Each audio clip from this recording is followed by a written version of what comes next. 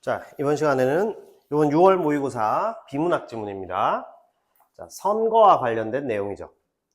민주주의 국가에서 대의기관을 구성하기 위한 선거 과정 전반을 공정하게 관리하는 기구를 선거관리기관이라고 하는데, 이 기관은 행정 권력의 개입을 어느 수준까지 통제하느냐 했습니다. 자, 따라서 여기서 중요한 것은 행정 권력이 개입을 한다. 이것을 어느 수준까지 가느냐에 따라서 어느 수준까지 통제하느냐 이랬습니다. 그래서 행정부 소속 여부를 핵심 기준으로 삼아 크게 정부형과 독립형 두 가지로 분류합니다. 아시겠죠? 그래서 정부에서 그걸 관리하느냐 아니면 독립기관으로 분류하느냐. 우리나라는 독립기관이에요. 독립기관이다 보니까 그 안에서 폐쇄적이죠. 그래서 이번에 이런 이상한 문제가 벌어졌단 말이에요. 그렇죠? 자, 이게 문제예요. 그래서 한국 사회에서 그렇게 독립적으로 놔두면 반드시 부패하거나 문제가 생깁니다. 그거 주의해야 되는 부분이 있다. 자, 이렇게 됐고, 정부형부터 이제 먼저 보겠죠, 그죠? 정부형 선거관리기관은 행정부 내 특정 부처나 지방자치단체가 선거관리 사무를 직접 담당합니다. 정부에서 하는 거.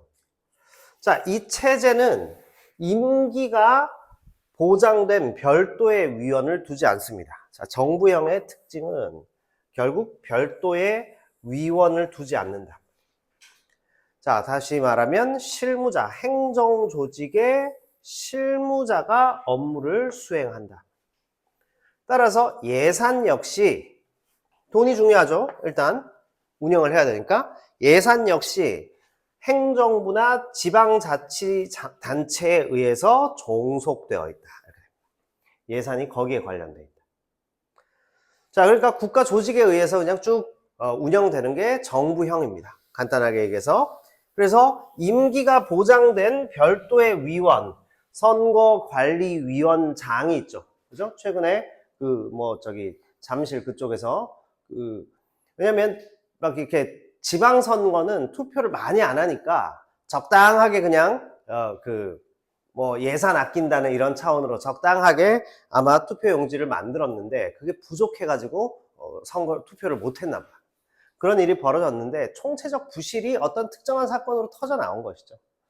자, 어쨌든 우리나라 요번에 일어났던 사건은 그 정도로 얘기하고, 자, 그래서 이 방식은 기존의 국가 조직망을 그대로 활용합니다.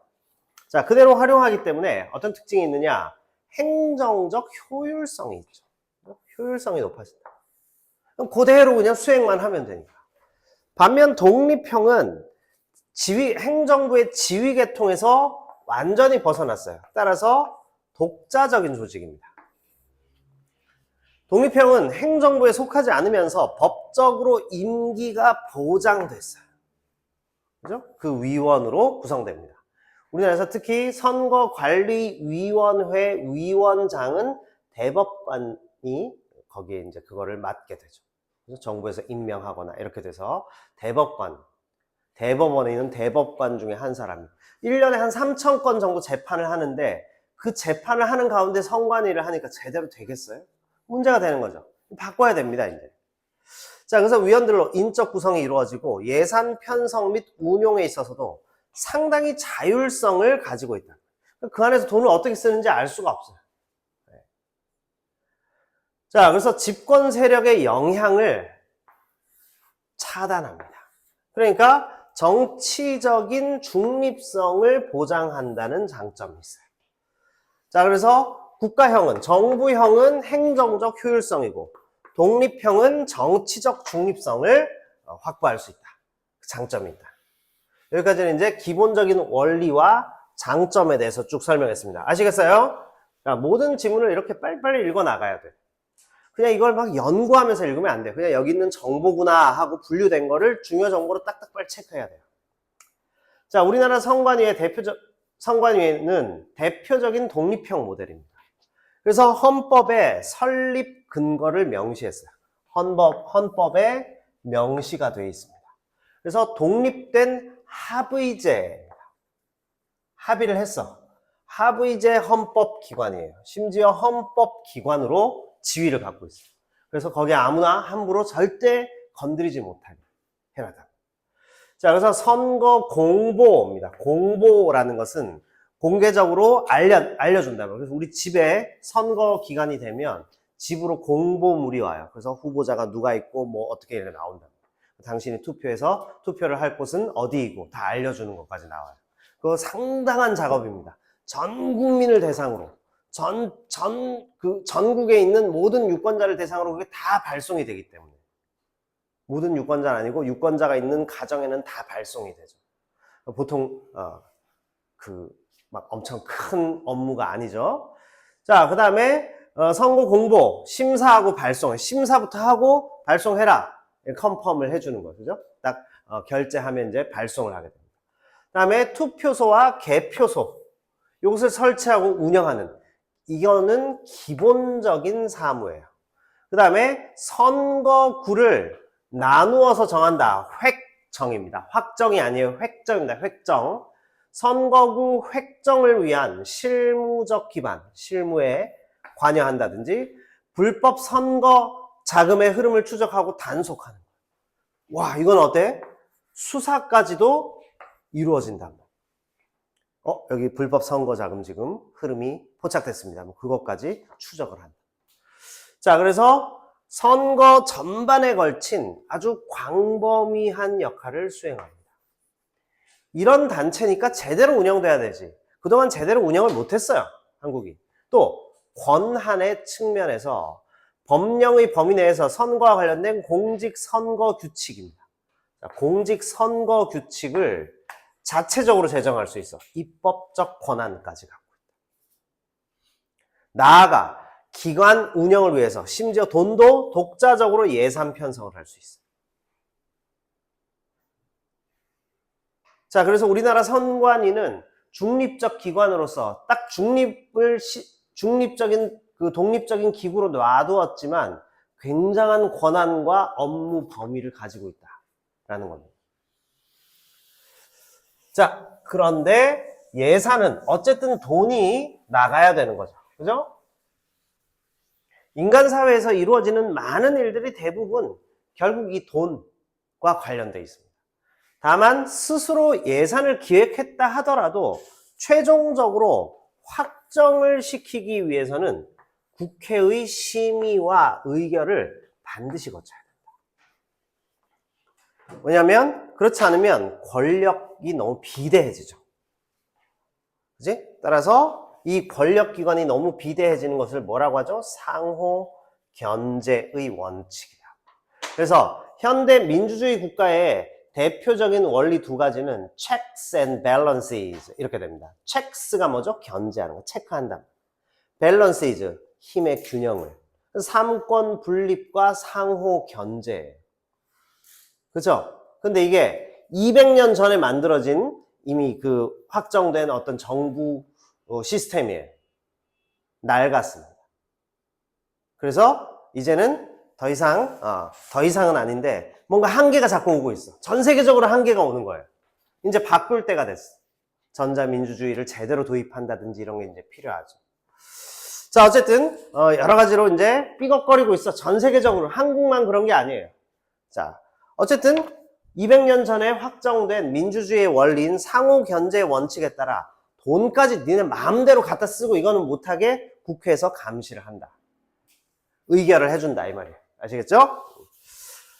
자, 그래서 국회에서 의결 안 하면 당연히 예산을 가져다 쓸 수는 없는 것이다. 이렇게 볼 수 있겠습니다. 자, 이와 같은 선관위의 인적 구성과 운영 방식은 공정성, 전문성을 극대화하는 겁니다. 공정성과 전문성의 극대화. 학교에서 수업 시간에 이거 안 해주죠? 그죠? 네. 오랜만에 지금 읽는 거니까 잘 집중해서 들으셔야 됩니다. 자, 공정성과 전문성의 극대화예요. 그래서 가령 중앙선관위는 총 9명의 9인의 위원으로 구성되는데 대통령이 3인, 그 다음에 국회가 3인, 대법관이 3인을 지명합니다. 자, 그래서 다원화돼 있죠. 자, 왜? 권력 분립의 원칙.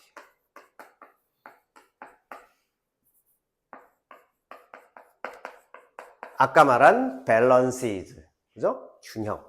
균형과 견제, 균형입니다. 권력을 삼부의 동수로 같은 수입니다. 분산시키죠. 그래서 특정 세력에 의한 편향을 막는 겁니다. 그죠? 편향을 막기 위함 이렇게 되어 있습니다. 편향을 막으니까 어떤 얘기가 될까요? 균형을 잡는다.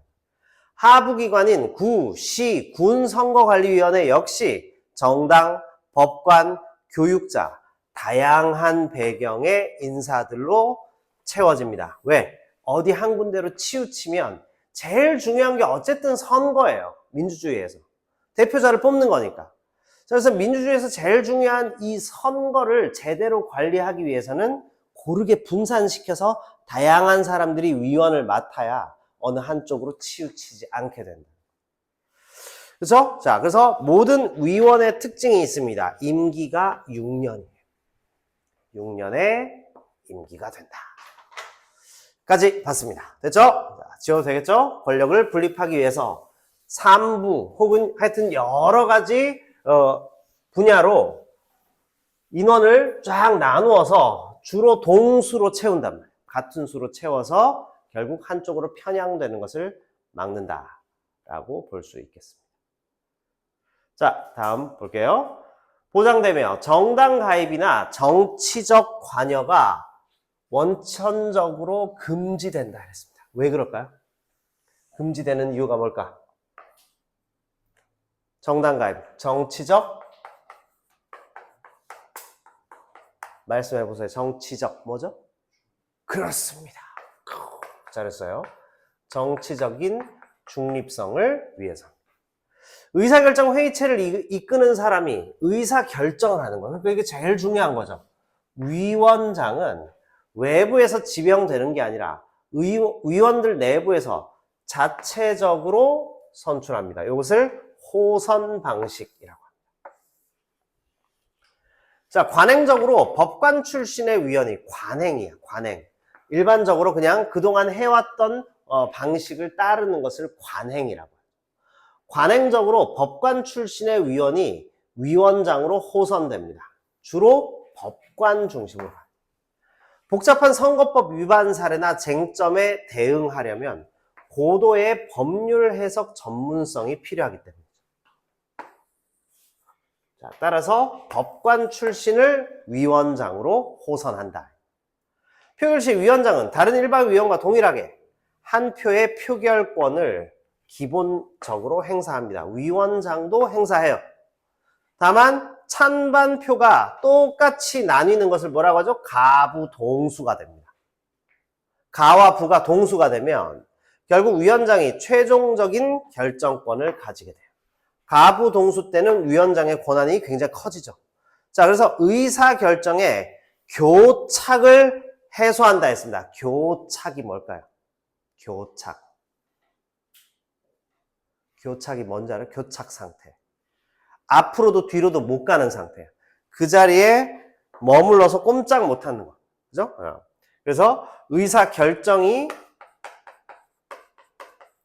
이루어지지 못하고 그냥 그 상태로 머물러 있는 것을 해소하려면 누가 나와서 그걸 해결해 줘야 돼요. 그렇죠? 우리 반에 22명이야. 근데 소풍을 봄에 가자 11명, 가을에 가자 11명. 이 경우는 선생님이 중간에 딱 끼어들어서 그래도 이때 여러 가지 행사가 있으니까 요거는 봄이 좋겠어. 혹은 요거는 봄에 좀 많은 휴일이 좀 많이 껴있으니까 가을에 가자. 해서 중간에 누가 나와서 교착 상태를 해소해 줘야 됩니다. 교착이 바로 그거예요. 우리나라 이제 남북 전쟁, 다시 말해 6.25 전쟁 때 마지막 한 3년 차에서는 4년 차죠. 50년에서 53년까지 갔으니까 4년 차에서는 이 휴전선 중심으로 교착됐어요. 다시 말하면 위로 나가지도 못하고 밑으로 내려오지도 못하고 그냥 그 사이에서 막 치열하게 조금이라도 땅 더 빼앗으려고 막 미친 듯이 전투해가지고 굉장히 격렬한 전투가 이루어졌다고 하죠. 그게 교착 상태라. 지금 남한과 북한 완전히 이 교착 상태죠. 그 통일을 위해서 나간다든지, 아니면 서로 대화를 해갖고 좀 풀어보자든지 아무것도 하지 못하죠. 그래서 아예 그대로 굳어졌다 해서 고착화라는 말도 있죠. 어쨌든 교착은 그 상태에서 해결되지 못하고 머물러 있다. 이런 이야기가 되겠습니다. 이해하셨어요? 무슨 말인지? 자, 그래서 의사결정의 교착은 누가 해소한다고? 위원장이 한다고. 자, 이렇게 됩니다. 자, 여기까지가 이제 기본적으로 우리나라 및 선거관리위원회가 전체적으로 무엇인지에 대해서 살펴본 내용입니다. 자, 제시문 나와보겠습니다. 선거 공보예요. 대의민주주의 체제입니다. 대의민주주의가 무슨 말이죠? 나의 의사를 대신 표시해 줄 수 있는 대표를 선출하는 겁니다. 이게 대리인에 의해서 의사를 행사하는 거. 우리의 의사를 전달하는 거. 이것을 대의민주주의라고 하죠. 대의민주주의 체제에서 선거 공보는 후보자나 정당이 유권자의 알 권리를 충족하기 위해서입니다. 핵심이 뭐죠? 알 권리입니다. 그래서 정책 공약이나 후보자 정보 공개 자료 등을 상세히 제공하는 것이 바로 선거 공보예요. 우리 집에 이렇게 날아온 거 보면 기호 1번 누구, 2번 누구 이렇게 해서 하얀색 이 대봉투에다가 이렇게 파란색과 빨간색 띠 이렇게 들어가 있고 선거관리위원회 해서 이제 공보 자료 이렇게 오거든요. 자, 그래서 이 핵심 매체예요. 특히 이것은 핵심적인 매체다. 일반적으로는 책자 형태로 제작됩니다. 그래서 이 자료는 법정 기한 내에입니다. 중요한 것은 법으로 정해놓은 기한 안에 온라인이나 우편을 통해서 접수가 돼야 돼요. 접수를 시켜야 됩니다. 이 기간까지는 여러분의 선거 공보물을 완성해서 보내주세요 하면 그거 가지고 심의를 해야 돼요. 그 다음에 각 가정으로 보낼지를 결정해야 되기 때문에. 그러니까 언제까지 보내주세요 이걸 해야 돼요. 그럼 그때까지 보내야 되죠. 선관위는 선거 공보를 유권자에게 발송하기에 앞서 형식적 요건 심사만을 수행하여 실질적으로 막 파고들 만한 시간이 없기 때문에 형식적으로 딱 보고 큰 문제가 없으면 오케이 도장 찍어서 내보낸다는 거. 즉 후보자가 제출한 공약의 실현 가능성 평가, 공약 평가를 하지 않는다. 기재된 정보의 진실성을 사전에 판단하거나 하는 것은 내용적 검열은 하지 않는다. 아시겠죠? 그러면 뭐만 한다? 형식적인 것만 하는구나. 내용적인 것, 실질적인 것은 안 한다 이 소리예요. 무슨 소리인지 알겠죠? 선거 공보에서 이 문단의 핵심은 선관위가 기한 안에까지 요청하면 그걸 보내줘야 되는데 후보자의 그 공보물은 그냥 형식적으로 요건 심사, 요건만 해결됐는지만 갖추고는 마는 거예요. 나머지는 이제 유권자가 알아서 판단하라는 겁니다.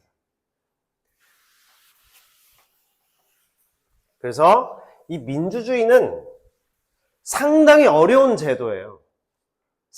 시민들의 수준이 높아야 잘 운영될 수 있는 거예요.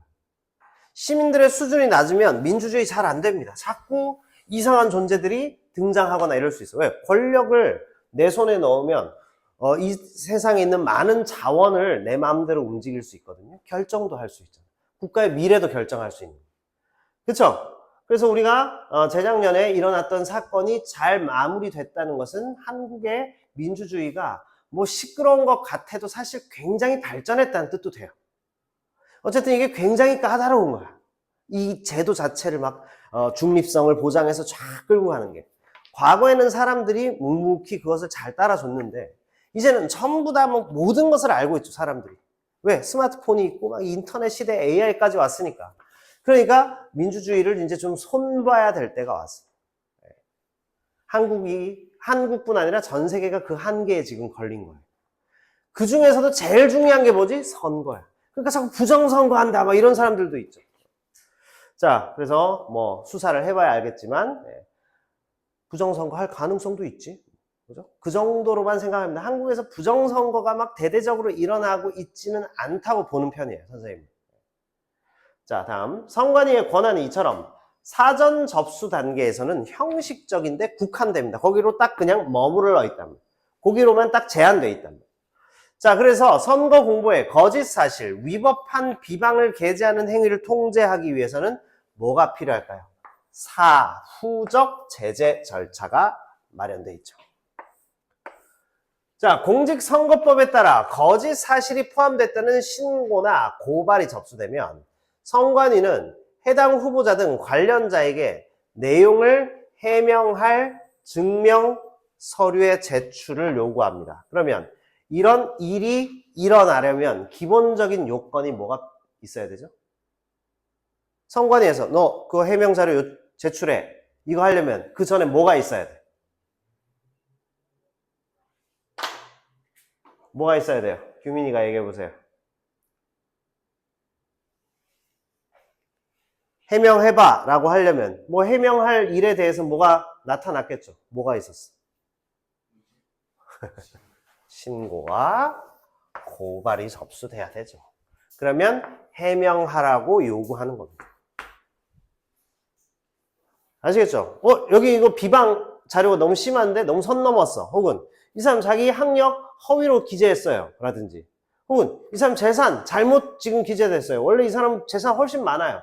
그러면 그 증명 해명 자료를 제출하라 요구하면 만약에 바꿔야 할 게 있으면 스티커 같은 거 딱 붙여가지고 한 다음에 이제 발송시킵니다. 사후적입니다. 아시겠죠? 자, 조사 결과 게재 내용이 거짓 사실로 판명되는 경우는 물론 요구받은 기한 내에 증명 서류를 제출하지 않은 경우에도 제재 대상이 됩니다.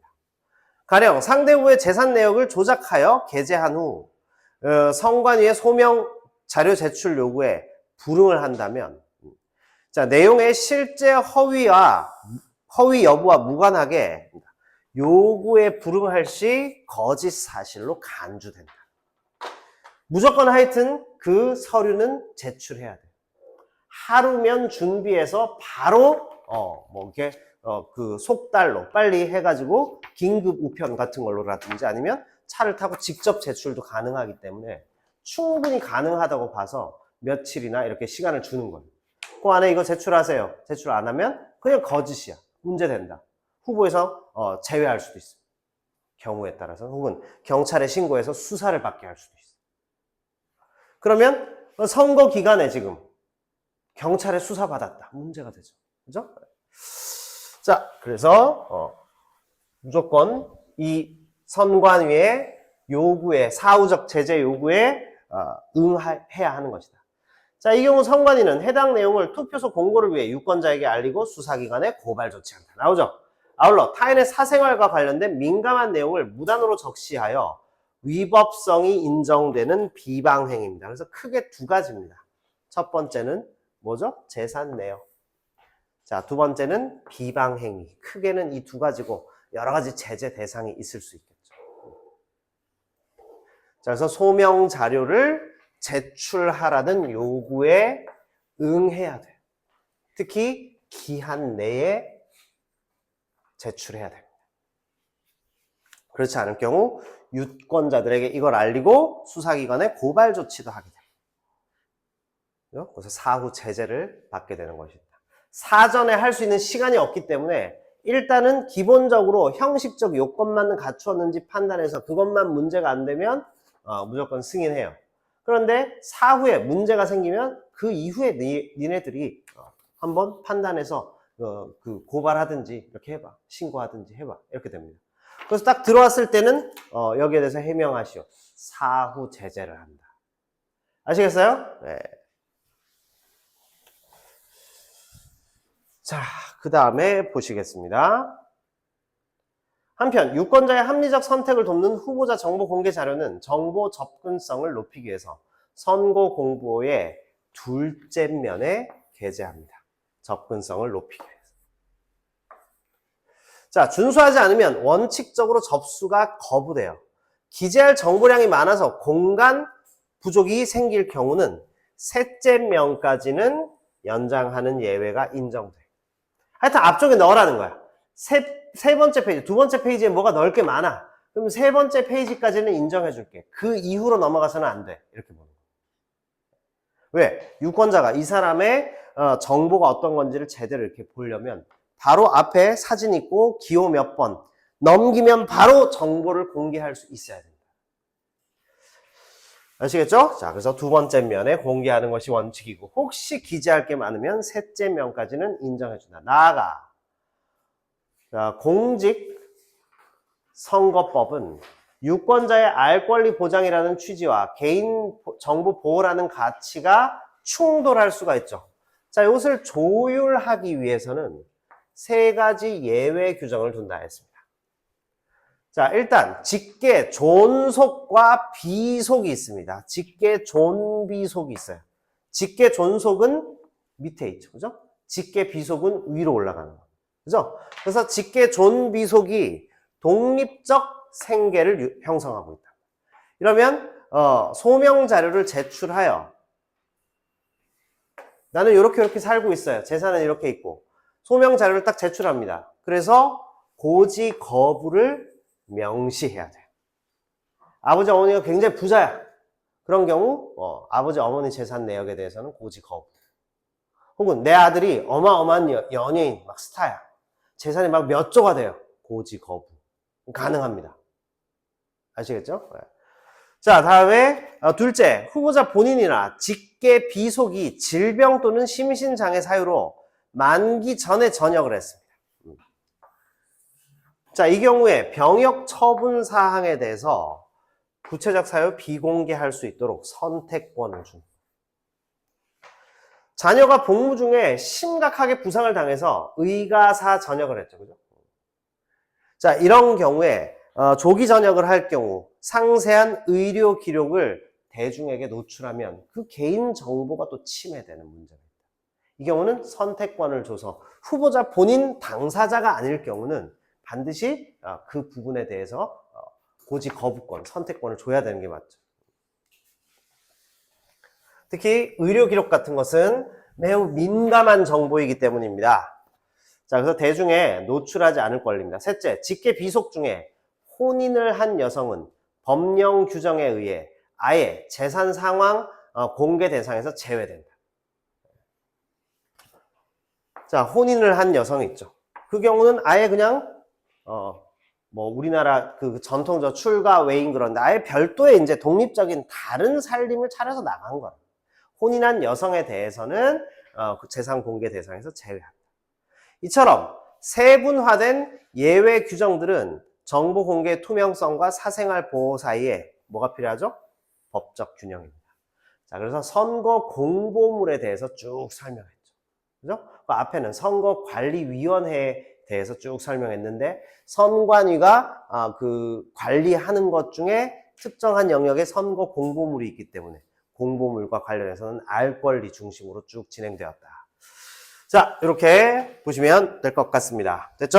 뭐 크게 어려운 지문은 아니지만 잘 파악해야 되는 요소들이 있기 때문에 4번 문제를 보겠습니다. 자, 가와 나를 참고하여 보기를 이해한 내용으로 적절하지 않은 것은 후보자 C는 상대 후보 D의 사생활과 관련된 내용을 적시하여 비방을 했습니다. C가 D를 특히 사생활을 비방했어. 자, 소명 자료 제출 요구를 받았습니다. 그죠? 그래서 C는 해당 내용이 사실이라고 주장하면서 제출을 하지 않았어요. 그러면 일단 너 그거 허위 사실이야? 이렇게 생각할 수 있다는 겁니다. 그죠? 생각할 수 있다는 게 아니라 간주되어 버리죠. 그러면 수사기관에 수사를 의뢰할 수가 있어요. 그죠? 그러면 사생활 비방하면 문제가 되니까. 사생활이 어차피 개인적 차원에서 사생활은 문제가 안 돼. 그런데 이 사람들은 공직자 선거에 출마했기 때문에 대중에게 알려지면 개인정보가 완전히 박살이 나는 것이죠. 그죠? 자, 그런 것들을 미연에 방지하기 위해서, 사전에 방지하기 위해서 바로 이런 부분을 얘기를 하는 것이다. 자, 1번 선관위는 사전에 C가 제출한 선거 공보 내 비방 내용을 미리 검열하여 접수를 거부했어야 하는구나 했습니다. 답이 1번이죠. 그죠? 미리 검열할 필요는 없습니다. 선관위는 기본적으로 형식적인 것만 파악하면 끝난다. 접수 거부는 아니에요. 형식적인 절차만 잘 준수했다면 그냥 접수되는 거예요. 사후 제재가 필요하죠. 소명 자료라는 것이 뭐죠? 제출 요구가 뭐예요? 사후 제재입니다.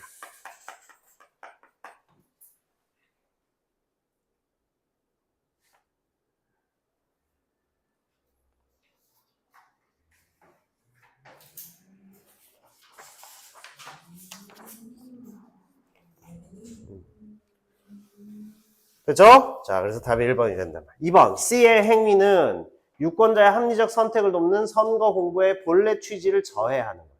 따라서 사후적 제재 대상. 맞죠? 3번, 위법성이 인정되는 비방 행위에 대해 선관위는 해당 내용을 투표소 등에 공고하고 수사기관을 고발할 수 있죠. 4번, 이런 사후 제재를 수행하는 것은 사전 접수 단계에서는 말씀드렸죠? 형식적 요건 심사만 한다. 자, 5번, 증명서류 제출 요구에 불응을 했기 때문에 결국 거짓 사실로 간주될 수밖에 없다. 제재를 가한다. 이렇게 되었습니다. 자, 이해하셨을까요? 첫 번째 지문은 이렇게 마무리하겠습니다. 자, 그 다음에 두 번째 지문으로 넘어가 볼게요.